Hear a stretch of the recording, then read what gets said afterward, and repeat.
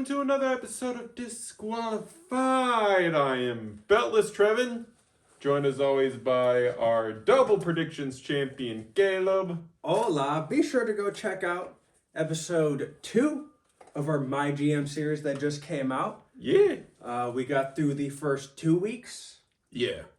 And, people may call me a power card merchant, but it is what it is. Yeah. And once again, we are two-man weaving in the studio. No producers today. Yeah. And this Smackdown. Oh my God. Great opening. Great opening. Fantastic opening. Great ending. Middle was mid. Well, the mid is, mid. So, man, it was Cena's last time in Chicago. And also his last appearance on Smackdown, as that hints that all his other weekly appearances will be on Raw. So he started his wrestling career in Chicago, On in the SmackDown. Allstate Arena, or United Center. Yeah. And On SmackDown. ends it in the United Center on SmackDown. In Chicago. Yeah, cool. It's so cool. Yeah, full circle. But speaking of some full circle stuff. I thought he was going to be wearing a Bulls outfit. Nah, this man came out in the Cubs, which makes sense because the Cubs see. But yeah, so Cena comes out and he says, "Look, I don't have anything planned tonight. I just want to enjoy tonight. Yep, Enjoy this moment, and we'll see where it takes us." Oh, here comes the new United States champion, Sami Zayn. And he at first receives boos. Oh no, not at first. The whole time. Yeah. There's a couple yays here and there, but Here's something that people need to realize. Chicago, New York, and Canada are bizarro land. They will always boo faces. The only reason why Cena did not get booed, he's the main attraction of tonight. yeah. And speaking of main attractions, Sammy basically thanks Cena. He's like, thank you for all the opportunities you gave everyone. You're talking about all the time you spent on SmackDown. Don't forget what you also did with the time you spent with this title right here. Yeah, he's like, you introduced the John Cena Open Challenge, and I thought, you know what? Such a great idea. I'm going to ask your permission to carry it on. Yep. Cena says, yeah, good idea. And then he goes to leave, and Sammy says, well, no, I'm not done. You're here. So I thought, since you gave me the opportunity, I thought I'd repay the favor and give you an opportunity. And now, it's going to sound nitpicky, but Sammy, that's the opposite of an open challenge. That's you challenging the opponent. But I sort of get the incentive of look, you helped build my career when I answered your open challenge for the U.S. title. I'm the U.S. champion. I thought, let's return the favor with your last appearance on SmackDown, having a title shot. And Cena's like, all right. Yeah, he said, all right, fuck it. Let's do it. Let's go. He said, let's get a ref out here. And they proceed to have literally Sammy's best match this year. Sammy's best match this year was on SmackDown. It was against Cena. A haluva kick got kicked out of. Yep. An AA got kicked out of. 2 AAs got kicked out of. There was an angle. Also, wait. Michael Cole, what the fuck were you doing on commentary tonight? Because it was a bad fucking night for him. No, yeah. He missed the angle slam. He called it a back suplex. He called it the Edge taunts and spear, the Roman Reigns spear. Michael, I get that. He called the GTS a regular fucking knee. Yeah. It was not his night. No, and moving forward for the next few months, it's looking like it's going to be Corey Graves and Cole repping both Raw and SmackDown. What happened to Barrett? Oh, wait, I just saw because my brother-in-law watches Call of football. Joe Tessitore's commenting college football right now. Yeah, and Barrett, he's taking some time off, some personal time. Mm-hmm. People are speculating that it's because of the heat that he has around the Nikki Bella thing. And if that's the case, don't have heel commentators anymore. Because if you're punishing people for heat they have for being a heel fucking commentator, like every other heel commentator does when someone's returning, says, oh, there's ring rust there. Maybe she can shake it off. Let's see if she could shake it off. If that's the case, stop having heel commentators. Because if people's feelings are getting hurt by what commentary is saying in kayfabe, just don't have them. It makes no fucking sense. Yeah. But this was a 5-star match, and of course it has to be ruined because we gotta set up WrestlePalooza. Brock Lobster. Yeah, he comes out. F5's both men. And leaves. And then we cut to commercial. And then when we come back, we get a little someone recording Gorilla on their phone, it looks like, and he's like, hey, yo, Cena, I'll see you at WrestlePalooza. He said, Cena, I'll see you at WrestlePalooza, bitch. Yes. This man's voice, I'm sorry. I've said this so many times before, and I think you might have been on the channel when we first talked about it. Like you might have been present in the company when we first talked about it. His voice does not match his body. No. His voice does not match his body whatsoever. Like with the way he dresses and the way he looks, I'm expecting like a Red Dead NPC voice to come out of that man's body. But Cena, see you at WrestlePalooza, bitch. Yeah, and that's the ending of the opening segment, which took about as long as Roman's segment did at Clash in Paris, about an hour. Yeah, so we have half of the show left, and what happened in the last half of the show? The 50 minutes took up, actually 16 minutes is the thing, took up the last segment we're going to cover, but what were the other two segments? Well, first... A really, really heatless match between Damian Priest and Aleister Black. Yeah. They start walking out, and Priest is making his entrance. He's about to get to the ring. Aleister Black attacks him from behind, cuts a commercial. And when we come back from commercial, Priest is at the top of the ramp. He runs back down to the ring. They start actually having a match. Black is on top for a lot of this match. Priest makes his big comeback. I think South of Heaven's him onto the table, not through it, but on. Razor's Edge. Razor's Edge onto the table. Yeah. Throws Black back into the ring. Goes for the South of Heaven, but Black grabs the ref's shirt collar to prevent the choke slam from getting completed. Lands on his feet. Pushes the ref into Priest. Black mass. 1, 2, 3. By basically passing out onto Priest, as after the bell rings, both men are seen physically exhausted. I love that cover. I always love that cover.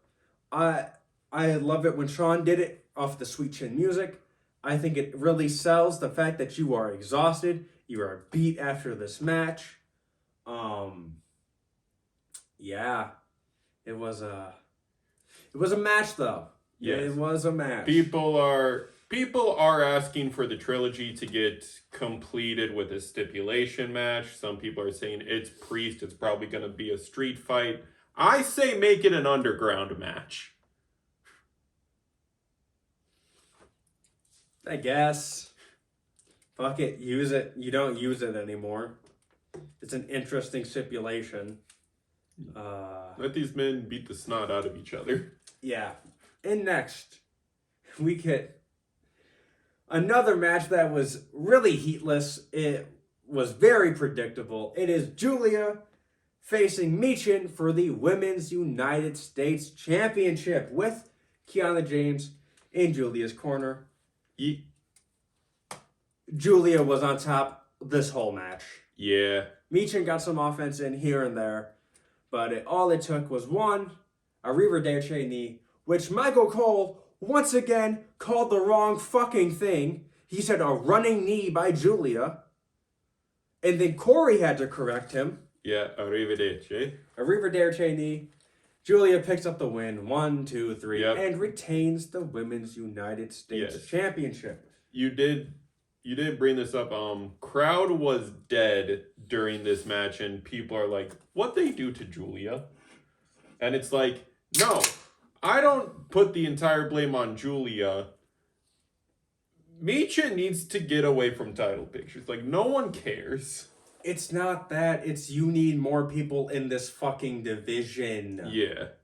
When Tiffany loses this title, Drop her right down. drop her right down to the Women's US. Or bring Jordan Grace up and give her the Women's US title. Give it to someone that you're going to book constantly. Sorry. Champions being off screen just doesn't work. Like Cody right now, hate his fucking title reign. Yeah. I hate it. I hated the first one too. And I hate this one. Cody barely defended his title the first time he had it. And now he's still recording Street Fighter. Basically with a promo that we're gonna paraphrase, but basically Drew and Randy are speculated to have a match at WrestlePalooza, making it 2 PLEs. Cody's not defending. No. You see the funny shit after that promo where they said we're gonna fight? Guess when that match got announced? For next week's Smackdown. Oh. Yep.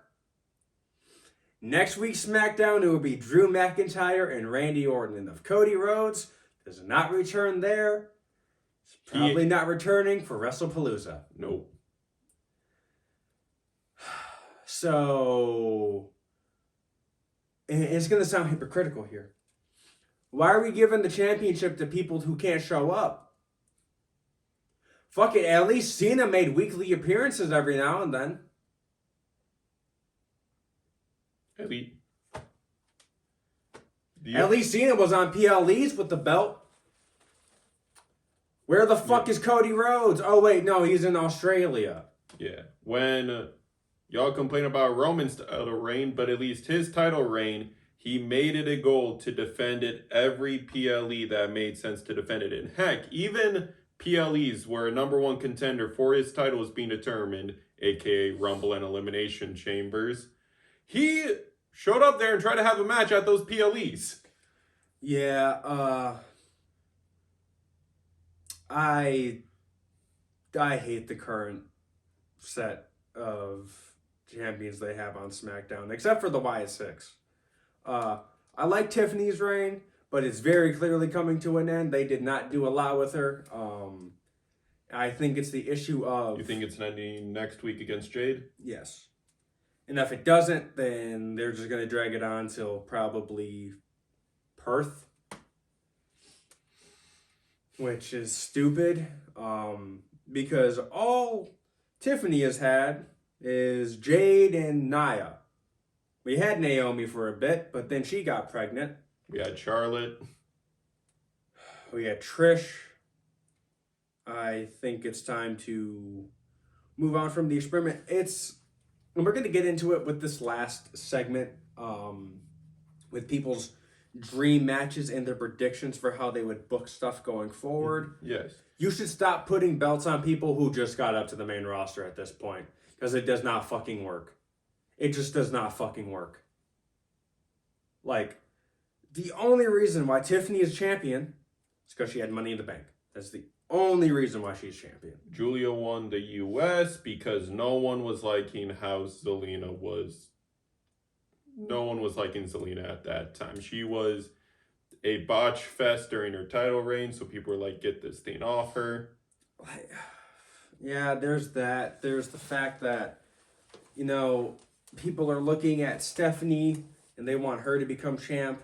There's people that are looking at Roxanne and want her to become champ.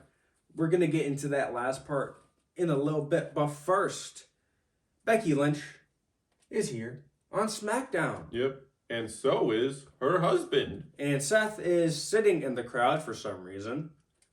And he comes out first. Yep. And he's like, please welcome my wife. And then Becky comes out. And then Punk comes out. And Punk comes out after Becky goes on a tirade saying that Chicago sucks. All their teams suck. The Blackhawks suck. The White Sox suck. Which, yes, I'm a White Sox fan. We suck. There's a Cubs. The Cubs suck. The Bulls suck. She disrespected Kobe White. Kobe White's that man. Shut the fuck up. But the one team she didn't disrespect, of course, was the team that her husband loves. The Bears. Which fucking suck. They were repping their colors, though. That's cool. They still fucking suck. They do. The Bears can't draft a good quarterback to save their fucking lives. The Bears have always been the defensive team. Stop trying to make good quarterbacks come out of there. Trade for a fucking good quarterback. Or at least get a better goddamn coaching squad. And here's the thing. I didn't even give a fuck about football. I just know the Bears fucking suck. I'm a Dolphins fan. I don't really give a fuck. I don't care. The only Chicago team I like are the White Sox and the Blackhawks. So that's it. This is the only sport I majorly follow. Basketball is the one I follow more than, like... This is the one I follow majorly, then it's basketball. Yes. Unless you want to count esports, then I'm your guy. But, so, Becky's running her mouth. Here comes CM Punk. And Becky's like, how's your face? Which reminds me of Rock's very, very poor catchphrase that he tried to get over of how's your lips? Man, she starts smacking Punk around, pushing him around, and then he goes to leave. Yep, and she's like, go, leave your hometown, Run away like you always do. And Punk says, everyone here knows that I won't put my hands on a lady. But I know someone who will. Let's light it up. AJ Lee, after 10 long years away, has finally fucking returned to WWE. And the crazy look in her eyes is still there. And also, she is jacked. Yeah, no, she's jacked. She's definitely toned out. Yeah. From the last time that she was there. I mean, she was always looking in great physical condition, but now she is just jacked. She does her skip around the ring, gets into the ring. Yeah, taking the full tour, never breaking eye contact with Becky, and Seth are just looking like, oh, we bet. Yeah, and she puts the boots to Becky. And there's a funny digital grab where she's holding Becky by the hair, and Becky looks like she's gonna cry. AJ slaps her. They retreat. I thought we were gonna get a Black Widow, but we didn't. I think that's gonna happen in the actual match. But yeah, she's back. She signed a multi-year contract. Yep. After the show cut, because Becky left the title, AJ went and grabbed it and was like, ooh, this is pretty. Yeah, I think now you go the route of making her a Grand Slam champion. Yeah. And I just realized this, too. It's weird. I think Sami Zayn might be a Grand Slam champion, because I think they will pull the trigger and put a world title on him at some point. And Cena won't. Which is all sorts of ass. But this is not about the men. This is about AJ Lee's return. Yeah. Seth and Becky look like such little pricks and dorks. Like, they ran away, which was perfect. They sold this perfectly. They're like, we didn't think it was going to happen. Yeah, we didn't think it was going to happen. And now we just see if... and now we wait. Now we wait to see if they show up on Monday, which I think they're going to, because Punk and Lee are probably going to be Monday Night Raw stars. So, the big booking thing that I was talking about earlier with Roxanne. People online are saying Roxanne should win the world title, which no, the fuck she should not right now. No. And then AJ Lee beat her. No. I am sorry. AJ and Roxanne can have a women's intercontinental championship match. If Roxanne gets the world championship, the person to take it off of her should be Liv Morgan. Yep. It makes fucking sense. Just because it is a dream match for these two does not make it make logical booking sense. Yep. It's obviously hinted that there's going to be a mixed tag match between AJ Lee and CM Punk versus Seth and Becky. they heavily hinted with the after the camera cut video they sent out through social media that AJ Lee is probably at least going to challenge, if not take the title off of Becky. Yeah. And if she does, you got AJ Lee and Roxanne for the IC title right there. Yeah. No, I am sorry. Like, Roxanne does not need the world title. You need to build these fuckers up more. Yes. Roxanne has just held the tag team titles. For a couple months, too. Like, she held them down. It was more Raquel work. Yeah. But, like... She did. Roxanne is good. Yeah. She has a long career ahead of her. She's going to get that world title. I mean, multiple times over. Yeah, she just claimed her accolades in the promo we talked about on our Monday Night Raw episode of she is a two-time NXT... She's a two-time NXT Women's Champion, a multi-time tag champion. She pinned Io the night that Io was supposed to challenge for the world title.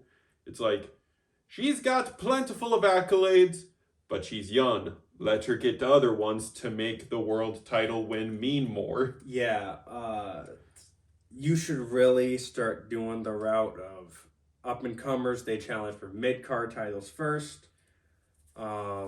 Because... it's just a way to build up people.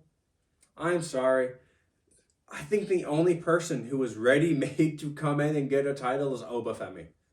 I think he's the only one that's ready-made to come in and get a world title. Debut main roster match should be for the IC championship. Like, he has everything. And I'm not saying that Roxanne doesn't have everything. Or that Carmelo doesn't have everything. Or that Tiffany doesn't have everything. It's just... you need to build these people up. Yep, because... the thing with Oba, he looks like a world ender. He can go do it. People who don't watch NXT know Oba because he's Oba. He is a promo machine. He is a matchmaker. Yeah. He constantly performs. I don't think I've seen a single bad Obafemi match. No, like, 2026 Rumble, put that man in it. Yeah, you already know we're going to see Oba and Brock. Also on Brock news, he's signed a new contract. I don't really care. Very limited dates, so that's good, I guess. We don't have to see him a lot. But yeah, you know, that ends the show. Yeah. That's it for this episode of Smackdown. Yeah. CM Punk and AJ Lee and Bray hug as the credits roll. Yep. And yeah, we'll just have to wait and see. Now, next time you'll see us, it'll be Monday Night Raw. We'll be coming at you after Monday Night Raw ends because we'll be attending it live. Our 100 sub special will be a vlog about the actual show and how, like, everything that goes into getting there. It'll be, I think, Gordon's second time going. His first time was a live event.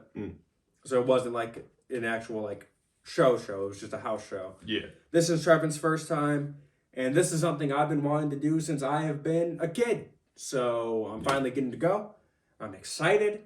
Yeah. You've been waiting decently longer than me as I followed wrestling a little bit back when the video games were still Raw versus Smackdowns. But I never watched the product really. And then... you brought me in because you're like, I want someone to watch WrestleMania 39 with me. Mm-hmm. And I was like, sure, why not? You showed me all the like build-up vignettes. You showed me like the Bloodline story and I got hooked. Yeah. So yeah, we're finally getting the 100 sub special out the way. We're getting it done. We finally figured out what it's going to be. We're seeing the show live. Once again, make sure to check out episode 2 of My GM. It is Trevyn, Gordon, and I. Gordon is Raw. Trevyn is SmackDown. I am NXT. Yep, because as soon as the episode with the PLE gets uploaded, we'll have a little surprise for y'all. Yeah, it's announced in the thing. We'll have a new title on the line. So yeah, I cannot wait till that episode comes out. I cannot wait to go to Raw. This is a good show. Book ended by, a really great opener that, it sucks that Lesnar had to get involved. It kind of ruined the opener. but they knew that they could sneak it in because they had a banger of an ending. And like I said, that's it for this episode of Smackdown. That's it for this episode of Disqualified. I am your double predictions champion. That is main roster and NXT predictions champion. That is Beltless Trevyn. Once again, we are two-man weaving in the studio today. Be sure to like, comment, subscribe, ring the bell 3 times so you know the match is over. And we will see you next time. Thank you for your time, and peace. Bye. Hit him, bun.